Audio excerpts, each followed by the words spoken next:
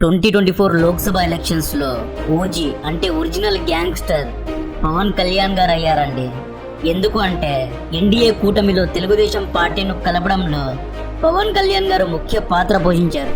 Actually BJP అధిష్టానం చంద్రబాబు నాయుడు గారిని NDA కూటమిలో కలుపుకోవడానికి మొదట్లో సిద్ధంగా లేదు. కానీ పవన్ కళ్యాణ్ గారు పట్టుబట్టి అమిత్ షాను, జేపీ నడ్డాను కలిసి పొత్తయ్యేలా చేశారు.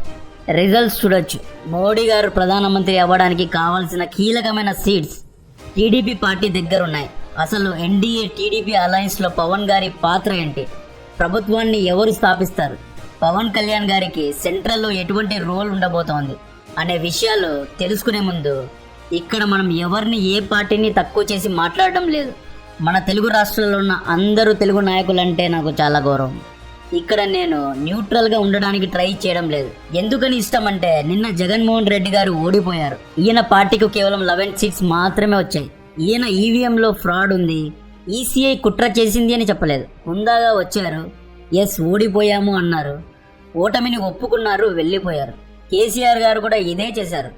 ఇదే ప్లేస్ లో ఉత్తరప్రదేశ్ లేదా వెస్ట్ బెంగాల్ నాయకులు ఉండి ఉంటే ఈవీఎంలో ఫ్రాడ్ ఉంది అని ధర్నాలకు దిగేవారు, ప్రొటెస్ట్లు చేసేవారు, పోలీసుల టైం వేస్ట్ చేసేవారు, బందులు, స్ట్రైకులు, హైవేను క్లోజ్ చేసి ప్రజల డబ్బులను వేస్ట్ చేసేవారు. వీళ్ళు ఇటువంటివి ఏవీ చేయలేదు, హుందాగా ఒప్పుకున్నారు, వెళ్ళిపోయారు. సో నిన్న ఎన్డీఏ అలయన్స్ లేదా ఇండియా అలయన్స్ గెలవలేదు, డెమోక్రసీ గెలిచింది. ప్రజలు తమ తీర్పిచ్చారు. పర్టికులర్గా పవన్ కళ్యాణ్ గురించి ఎందుకు వీడియో చేస్తున్నాను అంటే ప్రస్తుతం భారతీయ రాజకీయాల్లో గేమ్ను చేంజ్ చేసిన అలయన్స్ ఏదైనా ఉందా అంటే అది TDP, Janasena and BJP alliance. కాబట్టి లోక్సభ ఎలక్షన్స్ యొక్క ఫైనల్ నంబర్స్ వచ్చేసాయి. టోటల్ 543 సీట్స్ కు గాను ఎన్డీఏ కూటమికి అంటే బీజేపీ నాయకత్వంలోని ఎన్డీఏ కూటమికి 292 సీట్స్ వచ్చాయి. కాంగ్రెస్ నాయకత్వంలోని ఇండియా కూటమికి 234 సీట్స్ వచ్చాయి. మిగతా వారికి 17 సీట్స్ వచ్చాయి. ఎన్డీఏ దగ్గరున్న 292 సీట్స్ లో 240 సీట్స్ బీజేపీ పార్టీ సొంతంగా గెలిచింది. 22 సీట్స్ ను బీజేపీతో పొత్తు పెట్టుకున్న చిన్న చిన్న పార్టీస్ గెలుచుకున్నాయి. ఈ చిన్న చిన్న పార్టీస్ బీజేపీకి సపోర్ట్ చేస్తాయి కాబట్టి బీజేపీ దగ్గర 262 సీట్స్ వన్ సైడ్ మెజారిటీ ఉంది. బీహార్లోని నితీష్ కుమార్ పార్టీ అయిన జనతాదళ్ యునైటెడ్ దగ్గర 12 సీట్స్ ఉన్నాయి. ఆంధ్రప్రదేశ్లోని టీడీపీ, జనసేన దగ్గర 18 సీట్స్ ఉన్నాయి. ప్రభుత్వాన్ని స్థాపించడానికి మ్యాజిక్ నంబర్ 270 సీట్స్ కావాలి. బీజేపీ దగ్గర వన్ సైడ్ 262 సీట్స్ ఉన్నాయి. నితీష్ కుమార్ యొక్క 12 సీట్స్ ను యాడ్ చేసుకుంటే 274 సీట్స్ అవుతాయి. టీడీపీ, జనసేన దగ్గర ఉన్న 18 సీట్స్ ను యాడ్ చేసుకుంటే 292 సీట్స్ అవుతాయి. ఇక్కడ నితీష్ కుమార్ ఒక ఊసరవెల్లి లాంటి వాడు, రంగులు మార్చేవాడు, నక్క లాంటి వాడు. నితీష్ కుమార్ ను పల్టూ రామ్ అంటారు. ఈ నితీష్ అనే వ్యక్తి రేపు కాంగ్రెస్ తో కలిసిపోయినా ఆశ్చర్యమే లేదు. నితీష్ కుమార్ ను బీజేపీ పార్టీ ఎప్పటికీ నమ్మదు. నితీష్ కుమార్ ఎన్డీఏకు సపోర్ట్ చేయాలి అంటే నాకు ప్రధానమంత్రి పదవి ఇవ్వండి అని అడిగినా అడుగుతాడు.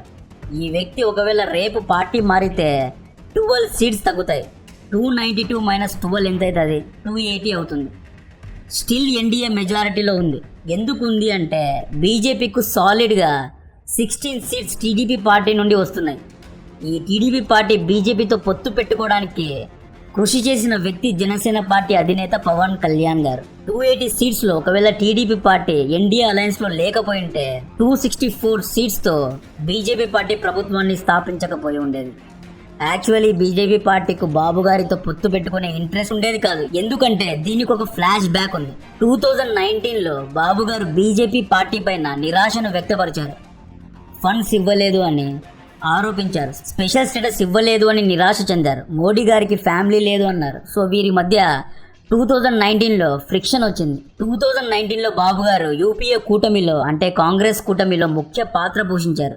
బట్ 2019లో మళ్ళీ బీజేపీ పార్టీ 303 సీట్స్తో 272 మ్యాజిక్ నంబర్ను దాటి ప్రభుత్వాన్ని స్థాపించింది. మోడీ గారికి బాబు గారికి మధ్య పొత్తు రావడం కష్టమే అని అందరూ అనుకున్నారు. ఈవెన్ బాబు గారు ఒక సందర్భంలో మోడీ గారి కంటే నేనే సీనియర్ అన్నారు. మోడీ గారికి ఫ్యామిలీ లేదు అన్నారు.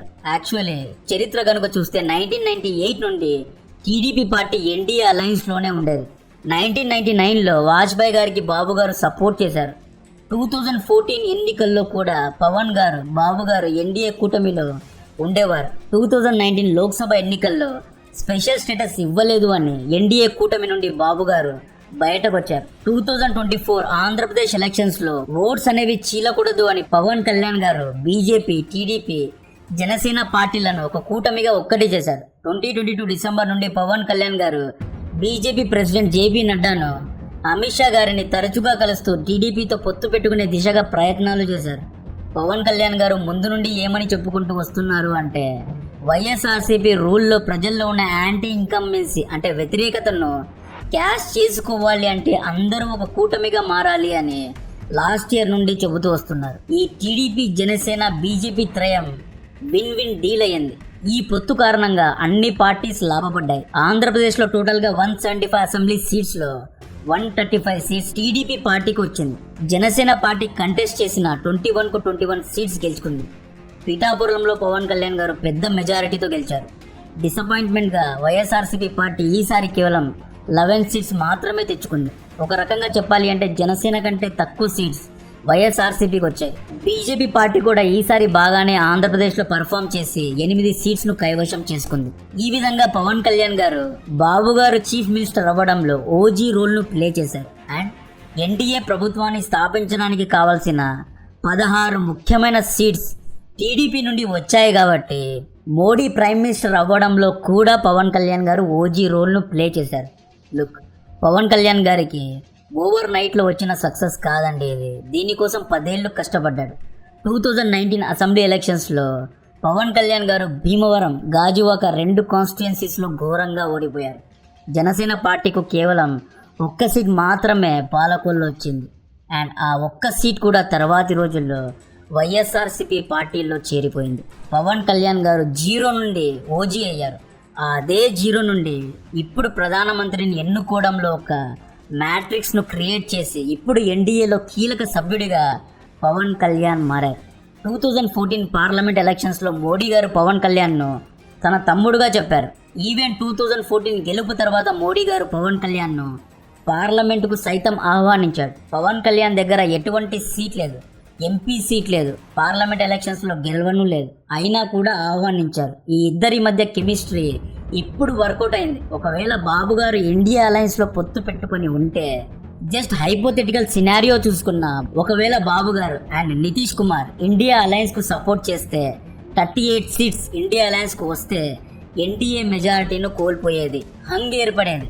ఎవ్వరికి మెజారిటీ వచ్చేది కాదు.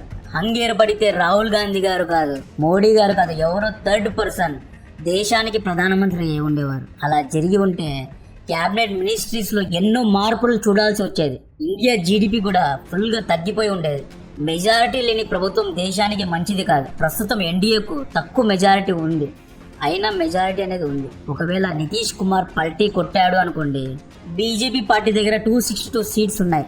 16 టీడీపీ సీట్స్ను యాడ్ చేసుకుంటే 278 సీట్స్ అవుతాయి. చట్టాలను పాస్ చేయడానికి 272 సీట్స్ కావాలి. ఎన్డీఏ దగ్గర స్టిల్ మెజారిటీ ఉంది.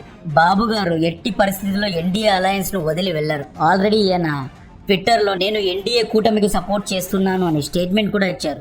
ఎందుకు వెళ్లరు అంటే, ఈ పొత్తు పవన్ కళ్యాణ్ గారు కుదిర్చిన పొత్తు. పవన్ కళ్యాణ్ మేబీ ఆంధ్రకు డిప్యూటీ చీఫ్ మినిస్టర్ అయ్యే అవకాశం ఉంది అంటున్నారు. పవన్ కళ్యాణ్ టీడీపీ కూటమి అనేది లాంగ్ టర్మ్లో అంటే ఇంకొక 30 ఇయర్స్ వరకు ఉండే ఒక కూటమి. చంద్రబాబు నాయుడు గారు ఇండియా అలయన్స్ కోసం పవన్ కళ్యాణ్తో తెగదెంపులు చేసుకునే అవకాశం లేదు. సెంట్రల్ క్యాబినెట్లో కూడా పవన్ కళ్యాణ్ గారికి పెద్ద పెద్ద ఆఫర్స్ వస్తున్నాయి. బీజేపీ పార్టీ పవన్ కళ్యాణ్ను ఒక స్ట్రాటజిక్ రోల్లో పెట్టాలని చూస్తోంది. ఈసారి ఆంధ్రప్రదేశ్ మ్యాక్సిమం సెంటర్ నుండి ఫండ్స్ను తీసుకొచ్చే దిశగా పోవాలి. ప్రస్తుతం ఆంధ్రప్రదేశ్ రాజకీయాల్లో 3వ రిప్లేస్మెంట్ పవన్ కళ్యాణ్ గారి జనసేన పార్టీ ద్వారా వచ్చింది. ఇది ఆంధ్రప్రదేశ్ ప్రజలకు మంచి పరిణామం. సో ఈ వీడియోలో పవన్ కళ్యాణ్ గారు అండ్ ఆయన భార్య అయిన అన్నా లెజ్నోవా గారు అండ్ అతని కుమారుడైన అఖిరానందన్ ఈ ముగ్గురు సెలబ్రేట్ చేసుకునే దృశ్యాలు ఇక్కడ చూడొచ్చు. చాలా రోజుల తర్వాత పవన్ కళ్యాణ్ గారు హ్యాపీగా కనిపిస్తున్నారు. ఒక వీడియోలో సాయి ధరమ్ తేజ్ అనే ఒక హీరో, మేబీ నా పవన్ కళ్యాణ్ కజిన్, ఈయన పవన్ కళ్యాణ్ను ఎత్తి సెలబ్రేట్ చేసుకున్నారు. చాలా రోజుల తర్వాత, మేబీ ఒక 10 to 15 ఇయర్స్ తర్వాత ఇంత హ్యాపీగా పవన్ కళ్యాణ్ను చూడడం ఇదే మొదటిసారి. సో చిరంజీవి గారు, రామ్ చరణ్ గారు, అల్లు అర్జున్ గారు అండ్ మిగతా ఫ్యామిలీ మెంబర్స్ అందరూ పవన్ కళ్యాణ్ గారికి విషెస్ చెప్పారు, కంగ్రాచులేట్ చేశారు. సో జనసేన పార్టీ అనేది 2014లో లాంచ్ అయింది. ఈయన 2014 ఎలక్షన్స్లో కాంటెస్ట్ చేయలేదు. ఈయన పార్టీలో ఎవరు కాంటెస్ట్ చేయలేదు. 2019లో కాంటెస్ట్ చేశారు, బట్ ఒకే ఒక సీట్ వచ్చింది. అండ్ 2024లో కాంటెస్ట్ చేసిన అన్ని సీట్లలో జనసేన పార్టీ గెలిచింది. So best of luck to Janasena party. Thank you for watching. ఈ వీడియో ఇట్లా నచ్చినట్టయితే లైక్ చేయండి. మరిన్ని వీడియోస్ కోసం సబ్స్క్రైబ్ చేయండి. జై హింద్.